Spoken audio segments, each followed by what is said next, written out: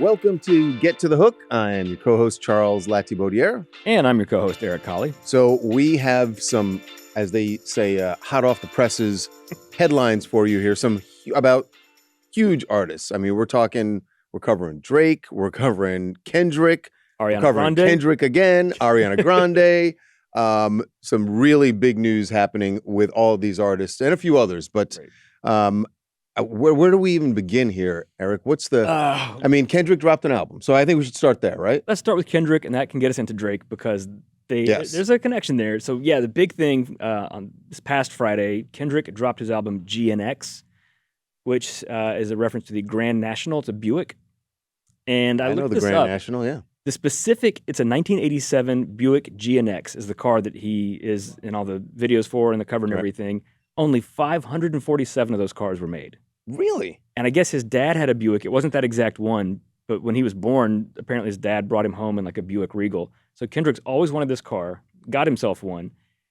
His is in pristine condition. I'm not a car guy, but I was looking up some car things are saying that if you have one of those 547, it would cost you at least $100,000. And he probably paid a lot more than that. Right. Especially if his is in pristine condition. Yeah. That's really sad when Kendrick is talking about a classic car that he just had to have.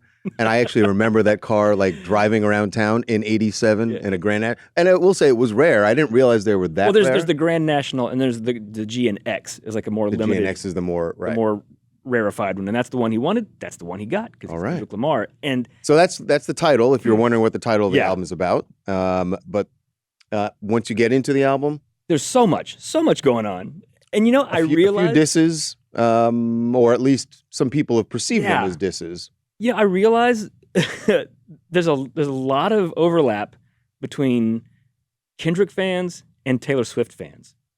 In that do tell. They are obsessed with the Easter eggs.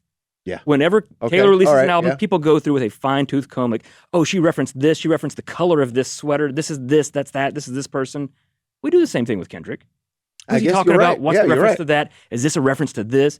I got in such a weird, deep rabbit hole on every song on the album. All the lyrics, if you look it up, people are like, oh, well, this is probably a reference to this thing, which is that, which is this. I was like, I can't keep up with all this. I will say, when I listened to the album for the first time this weekend, I was in the car, and I'm listening to it, and someone was in the car with me, and they just kept talking, and I was like, I just kept wanting to go like, shut up! I wanted to say, shut up! But I couldn't do that because it was inappropriate at the time. Did you not know there's a new Kendrick album? But I was like, they knew we were listening to the album, like, but they just kept talking. I'm like, I can't hear all the things he's saying.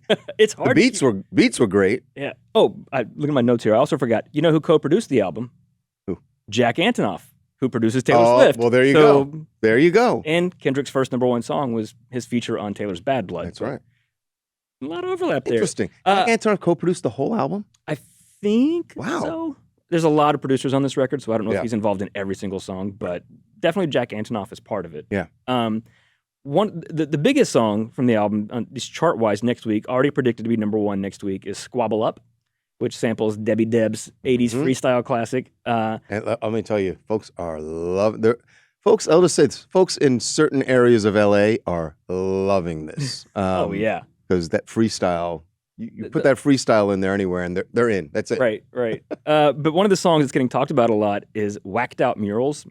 It's the opening track on it, and Kendrick just comes in hot and doesn't let up for the whole album, basically. But there's specifically a reference to Lil Wayne, and it's not a diss, it's not a shot, it's a compliment to Wayne, I think. Maybe. So this is the exact I guess line. that's up to Wayne, isn't it? Well, we know how Wayne takes it. So this is a little bit of Whacked Out Mural. This is the exact line where he references Lil Wayne. Used to bump the Carter 3, I held my rolly chain proud. Irony, I think my hard work let Lil Wayne down. Whatever though, call me crazy, everybody questionable. So yeah, it doesn't, you're right, no, it didn't hit me as a diss when I heard it. But I also understood why Wayne might take it that way, because for those who don't know, obviously Kendrick is going to be doing the Super Bowl halftime show. The Super Bowl is in New Orleans. Everyone thought that the NFL and Rock Nation should have had Lil Wayne doing the halftime show. Who is like the king of New Orleans. Just made sense. Yeah. And Lil Wayne has said he was upset. He was let down. And he really, was hurt. He goes, I'm hurt by this. Yeah. So that's why I felt like he'd been clear that it really did hurt him. And so even if Kendrick didn't mean it as a diss. Right. Well, what it seemed like he was saying to me is, like how, I used to bump the Carter 3, which is Lil Wayne's classic album, had Lollipop on it and a lot of classic songs. That's expressing his admiration and his love for Lil Wayne. And so it's like, I think my hard work let him down. Basically, I worked hard to get the halftime show. Everybody who plays the halftime show has worked hard to get to that point in your career that you would be asked. But now, like, by working hard by somebody who inspired me, I've disappointed that person by taking something they thought was theirs. It's more like him just acknowledging the facts of what had happened. Yeah. But so Lil Wayne responded on X. Do I read this verbatim? Well, let me get my white guy voice on here. Would you like me to read it? No, you know what? I'm going to do it. He just says, man, WTF I do. He goes, I just be chilling and they still come from my head. Let's not take kindness for weakness. Let this giant sleep. I beg you all. No one really wants destruction, not even me, but I shall destroy if disturbed. On me, love. Basically, leave me out of this. Wow. You drag me into it, you will regret it. Because he kind of stayed out of the Drake beef as much as he could. He did, but I mean, Wayne, I get it. You're saying, like, don't drag me into it, but you vocalized that you were upset about this. So if you spoke about it openly, of course others are going to speak about it openly. So I don't feel like Kendrick was, like, dragging him into it. He was just acknowledging something that everybody had been talking about, including Wayne himself. Which, that's what Kendrick does, is talk about his life and his perspective on things, and certainly that's been something this year. And, and I think people thought this whole album was going to be just one big, long Drake drag. It's not. There's some references to it, because obviously Kendrick, that's been a big part of his life this year. Right. But, and to his credit, Not Like Us is not on this album. And he could have just tacked it on, just put it in add there. the streams on, get the certifications, but he didn't, because that's not the album he's making. Mm-hmm. But another way, in the same Whacked Out Mural song, Snoop Dogg got referenced because of the Drake beef. So see, this is all so complicated to explain. I'll try and be quick. Remember Drake released the song during the beef called Tailor Made Freestyle? Yes. And he had AI versions of Snoop and Tupac on it until Tupac's estate said nope and made Drake pull it off the internet. So when he did that, Snoop posted the Tailor Made Freestyle and was just like, what? Didn't really say anything good or bad. Right. Well, Kendrick, I guess, was upset that Snoop would post Drake at all. Because this was in the heat of the battle between the beef between Kendrick and Drake. And so Snoop and Kendrick everybody was kind of choosing sides. Anything you did was choosing a side. Right. And, Snoop's a West Coast guy. Kendrick's a West Coast guy. They're from Southern California. You got to have a united front there. Compton and Long Beach together. You got trouble. Exactly. So in the lyric in Whacked Up Murals, Kendrick says, Snoop posted Tailor Made. I prayed it was the edibles. I couldn't believe it. It was only right for me to let it go. Snoop says, he posted on X in reference to that, he says, K-Dot's new album's fire, just like fire emojis. And he goes, it was the edibles, with a little face palm and a laugh emoji. So nobody could be mad at Snoop Dogg. Yeah, you can't be. That was light. That was just a light little jab there. Right. So the album will be number one, right? Yes. And the early prediction I just saw, and it's only a couple days in, we'll have to see how it holds up during the week, but Squabble Up will probably be number one. He will probably have the entire top 5. These are impressive numbers. Different, yeah. Yeah, this is a new level. Because, Kendrick has been Kendrick for over a decade now, and he's hit like a new level. But it hit yes. Also like Taylor Swift. Yes. They're already huge, and they keep getting bigger. How is that possible? Right. And I just think brilliant of him to drop the album before the end of the year, so you're still coming off the heat of Not Like Us and leading into the Super Bowl. Yeah. I'm surprised he dropped this now. By the way, instead of closer to the Super Bowl. SZA definitely comes out with him during the Super Bowl. Oh, 100%. Right? SZA's on 2 songs on the album, and that's actually one little squabble of mine. Speaking of Squabble Up, so no matter who sings on a song or whatever, it has to be officially accredited a certain way when it charts. So SZA, I think, gets a feature credit on the song Luther, which is going to debut. Which is a great song. Probably number 2 or 3 or 4 somewhere. It's going to be a top 5 hit. Right. It samples a vocal sample from Luther Vandross. That's why it's called Luther. And it's very prominent in the song. It's not just like a sample. It's like he sings part of the chorus. Luther is not credited as an artist, and I really wish he would have been. Because it would have been really cool to see Luther Vandross get a new top 5 hit in 2024. Right. Same thing, The Heart Part 6 samples SWV's Use Your Heart. And they are fully just singing the chorus because it's the chorus of their song. Yeah. They are not credited. But not a feature. And again, I mean, they'll get a song if well, I don't know if they wrote it. I don't know if they wrote that song, but Luther probably. Well, maybe I don't know. I don't know if Luther wrote it. I don't know. Well, you have to clear the recordings, so whoever owns the rights to the masters will get paid there. I hope they do. Even that, like The Heart Part 6, when Drake dropped his diss track, he called it The Heart Part 6 because Kendrick has this series of the Heart songs. Yeah. He had done Part 5 at that point. This is Kendrick clearly saying, you aren't jacking my title, I'm taking it back. You don't get to take it. And I guess I didn't get into this one too deep. I saw people mentioning that I guess there was some beef with Kendrick and Pharrell over Drake. I don't know if Pharrell was more on the Drake team or what. But then they're like, oh, it's brilliant because Pharrell produced the SWV song that he sampled. I'm like, this is like so many levels of 4D chess. I can't keep up with all of this. It's too much. It's too much. The Drake beef is not dead, though. No, the Drake beef is far from dead because Drake has made the move.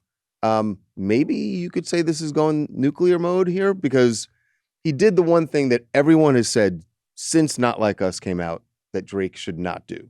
Just walk away, take the L, and move on. And I'm sure he will move on. But before he does, he went ahead and filed some legal documents. It's technically not a lawsuit. We literally just broke the story within the last hour.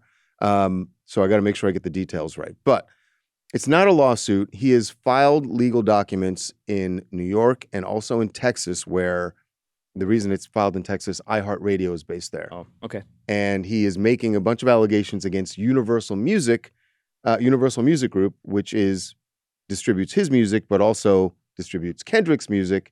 And he has an issue with how Not Like Us became so popular. And he is accusing Universal Music of spending thousands of dollars on bots just to get the streams up on Spotify. They do. It's like farming out streams to try and pump numbers up. And right. Everybody does that. And everybody does it. And by the way, I would think Drake knows that. But anyway, that's part of it. And the other allegation is that they, as he puts it, there was a pay-for-play scheme, uses that phrase, also uses the word payola, and accuses Universal Music Group of paying multiple platforms and iHeartRadio stations to specifically play Not Like Us over and over and over and over again. And he says he wants all the information, all the data about what they paid and who they paid, because he is preparing to file a racketeering lawsuit against his own record label. Oh, that's not going to go well. So he is so ready to go to war over this that he is going to sue his own distributor for racketeering, and he basically says that he doesn't ever go after Kendrick in the documents, which is interesting. It's all about Universal. Is there defamation in this? He's not suing over. So he's not mentioning defamation yet, but he says in these documents, I already have enough grounds to file a defamation suit. So it sounds like he is going to, and while he doesn't spell it out, I could only imagine that's the fact that the lyrics of the song call him a certified pedophile. Right. And not even in any sort of double entendre. That's the literal lyric. No. But then Drake also said a lot of things about Kendrick in all of his songs and called him, that he was beating his wife and all that kind of stuff. And also the pay-for-play thing. So that was the big payola scandal back in the 50s into the 70s, that radio stations would slip money or cars or things to DJs to get them to play a song.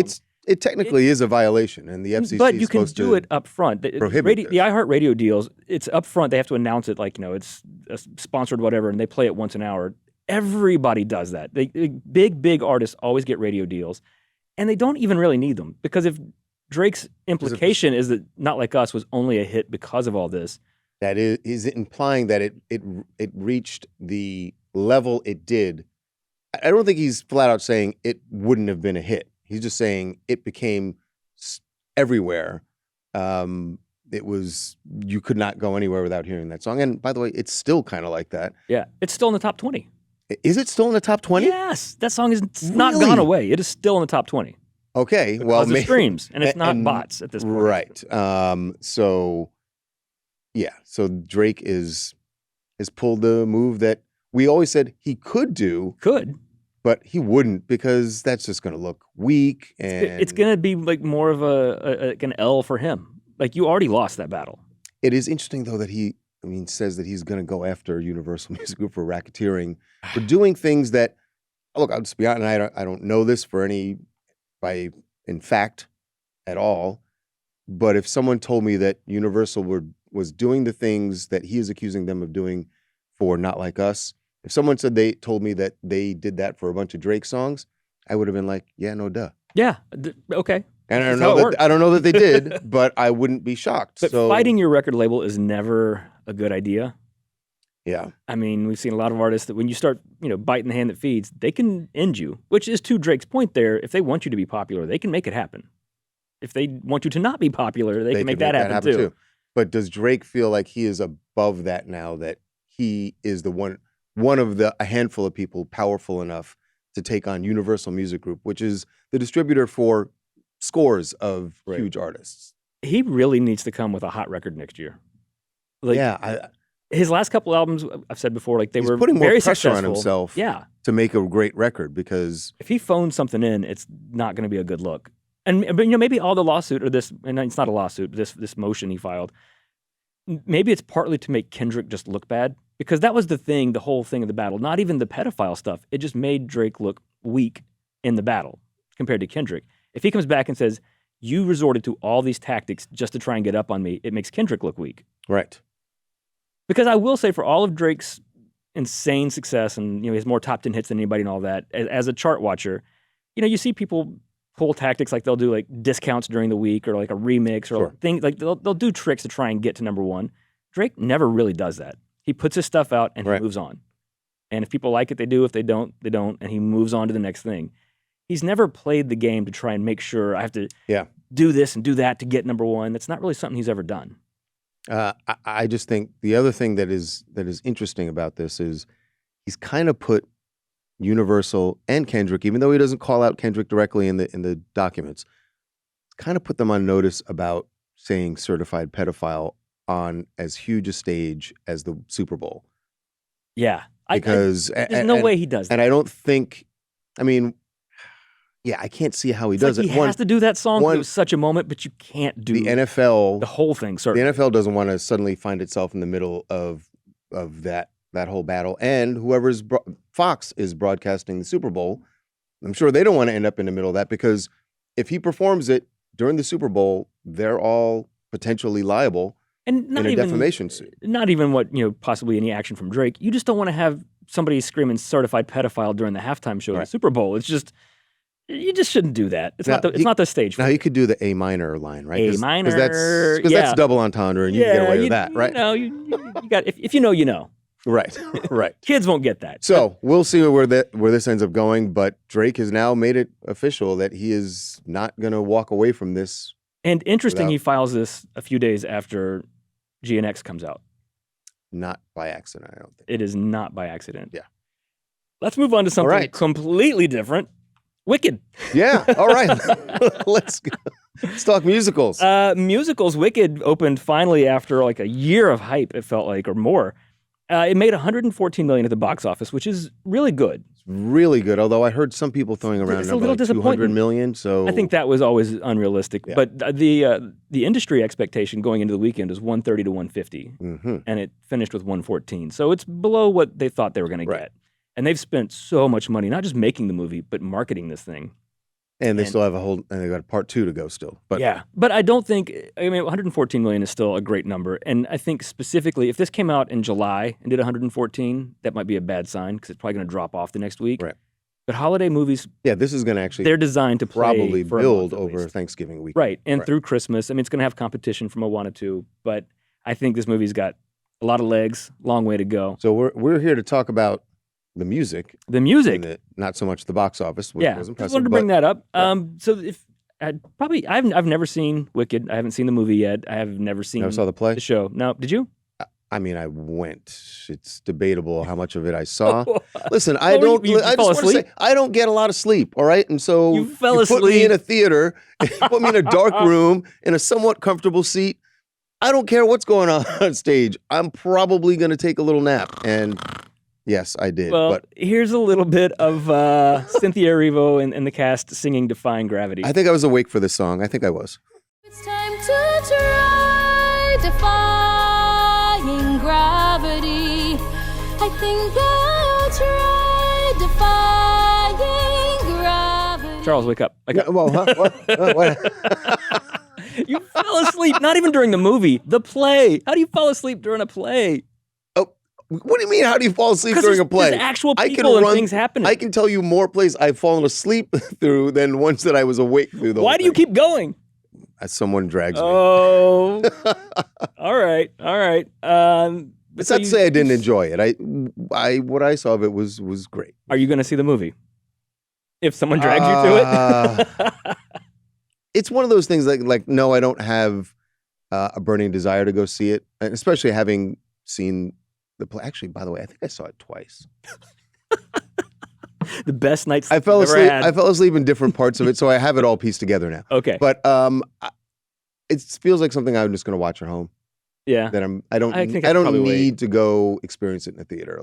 But also because you've seen the stories of the people who love it really, really love it. They are diehards. And I've seen the video of the women going in with like the green makeup, and then it streaks when they start crying and all that, and everybody's singing along.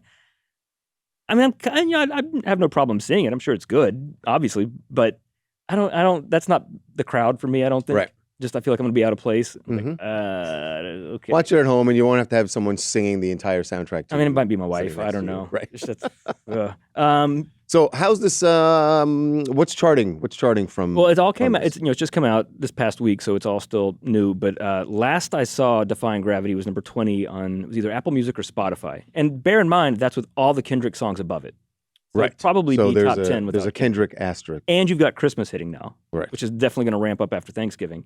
It's doing really well. And again, if it has legs at the box office and the streaming numbers hold up, and if radio picks it up at all, which maybe they will. Because it's Ariana, not, I feel like... But it's Ariana Grande. Right. So, which is why I think it will pick up if...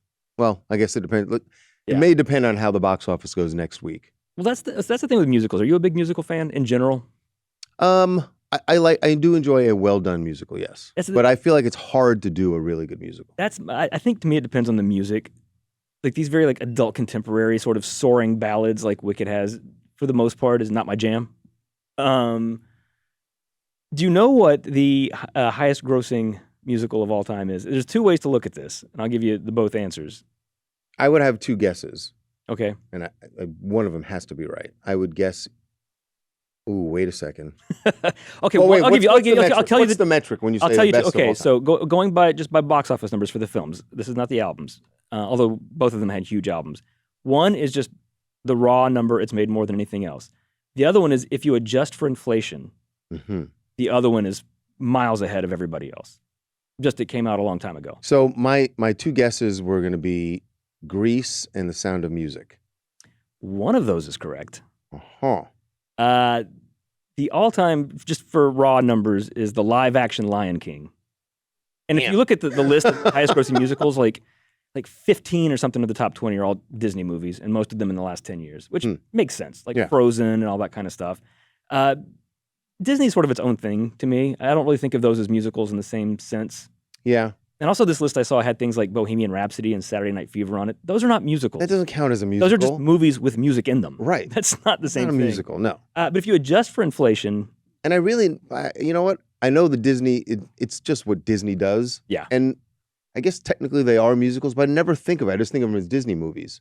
And Disney movies always have songs in them, but I guess they are musicals. And a lot of them are cartoons, which to me is not the same thing as just when the actors just break into song. Right. But yeah, if you adjust for inflation, the highest grossing, well over $2 billion it would be at. And the soundtrack album, by the way, only spent 2 weeks at number 1, but it spent 109 weeks in the top 10. Over 2 years just in the top 10. This is The Sound of Music. The hills are alive with the sound of music. I wish I could see Charles thinking along. I would, if and it's going to happen this holiday over the weekend. If I turn on the TV and I see it, I'm not getting up. I will sit and watch The Sound of Music. Really? Yes. The whole thing. Just love the movie. Love it. Love it. Love it. There's musicals I like. Yeah. There's a lot of them. It's just a good. Again, it's a good story. The music is good and great at times, but it's just a good story. Right. Which is, like I said, it's hard to make a really good musical because people get caught up in the music and the songs and not so much telling a good story. Right. So. And sometimes you can have both. And it depends on the music. Like I said, I think when I think musical, I think a lot of people think those kind of over-the-top Broadway soaring kind of things. It can be all kinds of things, like one of my favorite ones and one that everybody still goes and sees in theaters all the time, Rocky Horror Picture Show. Mm-hmm. Yep. didn't do that kind of music. It was like 70s glam rock. Yeah. But I love this. Like, this is the time warp. It's great. It worked. It worked for the story. So you can do that.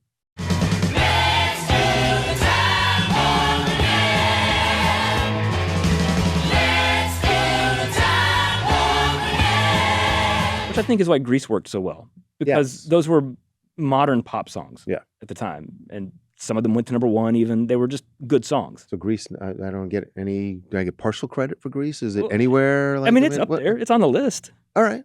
It's just all those Disney movies. Because it's the kids. Yeah. Parents take the kids and the kids want to see them over and over. And damn kids! Kids love Grease too. I mean, little older kids. Yeah. Like teenagers love Grease. Both of my nieces did Grease at their high school. Everyone does. Musical shows every year. Like they love it. They also did Footloose, which was not a musical. Not a musical. It had a great soundtrack, but more like Saturday Night Fever and right. But they've now worked it into a musical. And again, both of my nieces did Footloose. So I came home one time and my nieces who were born in the 2000s, one of them was singing "Let's Hear It for the Boy" by Denise Williams. I'm like, and they're like, how do you know this? And they're like, oh, I just learned this really old song. Oh, it's true. Yeah.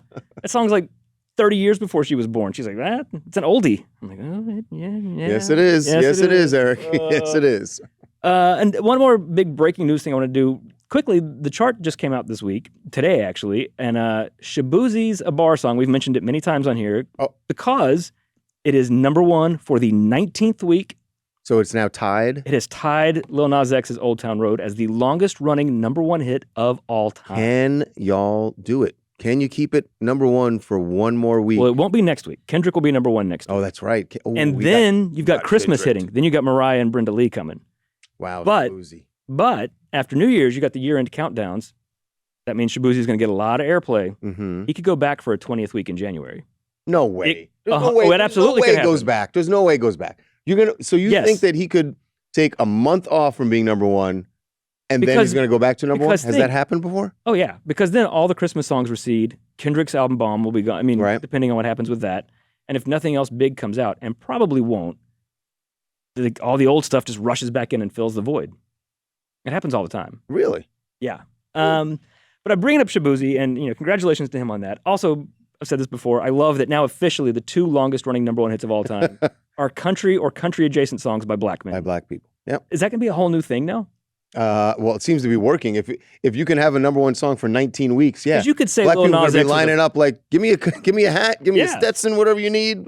Because Lil Nas X was maybe a little bit of a fluke because he wasn't a country artist. Right. He never said he was a country artist. He's like, this is a country song. It samples 9 Inch Nails. Right. Whatever. It was its own thing. Shaboozey is a country artist. Right. He makes country music. Mm-hmm. So I think we might see that. But we gotta work out some things with the CMAs first with black country artists. Oh boy. Yeah. So I want to mention this real quick because I think it's kind of funny, but also not that funny. At the CMA Awards last week, Shaboozey didn't win anything, and a lot of people through the night kept making jokes about his name.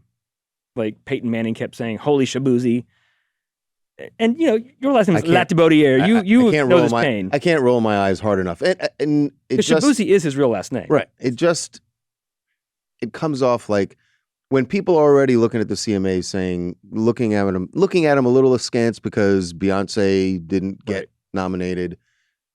Shaboozey when you're making fun of Shaboozey's name, it makes it feel like you're othering him, right? Like you're just going like, oh, this guy's got a great song, but we're just going to make fun of his name, right? And not actually give him any. And it might be a little jealousy about how successful he's been, because if we're just talking weird names, if you look at the country charts right now, I mean, there's Jelly Roll, there's a guy named Koe Wetzel, spelled Koe. There's another guy, Tucker Wetmore. You can make fun of some names if you want to. They didn't make fun of those guys, right? So, but the big one that really got people kind of riled up, and I see his point. So this guy, Cody Johnson, he won Album of the Year for an album called Leather. He's a good singer. He's been around for a long time. He started as an independent artist. He worked up his way by himself and built an audience, and now he's having a moment. If you don't know who he is, if you don't listen to country, this song was #1 in the country charts this year. This is his song, The Painter. My life was black and white, but she's the painter. So good for him, winning Album of the Year. That. Yeah, I like him. He's got a song with Carrie Underwood out right now. But the thing is, when he won Album of the Year, his producer, a guy named Trent Willman, was speaking, because the producer wins Album of the Year. That's how it always goes. And what Trent said was, In reference to Cody Johnson, who was standing behind him, he says, "This is for this cowboy who's been kicking Shaboozey for a lot of years." And people thought, what? Why is he now kicking Shaboozey? And people thought this is racist. This is like assault on a black man. This is mocking a name. No, I get what he. Well, he's clarified. Bad joke. He's clarified it is a bad joke. Well, first of all, right after that, Shaboozey posted a picture of himself like smiling on a jet and just said, "Ain't nobody kicking me." Which, good for him. Trent Williams finally now responded to this and tried to clear up what he meant. And yeah, I know what he was going for. It just didn't work.